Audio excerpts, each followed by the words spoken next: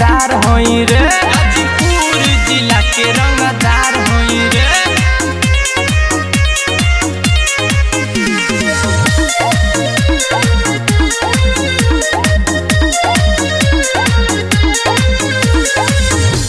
Court कचहरी केस लिखी नाही थाना, केकरा में दम बजे दीही बयाना बुझाई।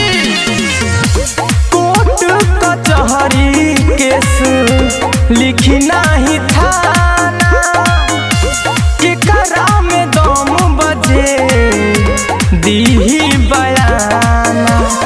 अपने ही दम पे ही लवले यूपिया बिहार होई रे, अपने ही दम पे ही लवले यूपिया बिहार होई रे। हम जेलिए से कहिले प्यार होई रे, गाजीपुर जिला के रंगबाज होई रे।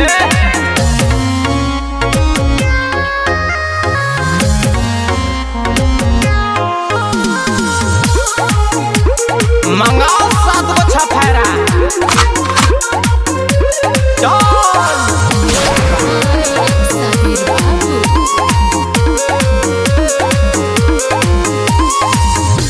पवन बेदर्दी जेके ले ले रिमांड रे, सुनसान होई जाला सोझा सबके कांड रे।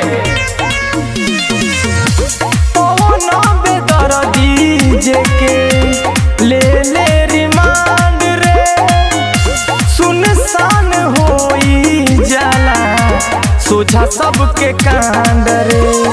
आशीष खामोश के बनवाले बड़ होशियार होई रे, आशीष खामोश के बनवाले बड़ होशियार होई रे।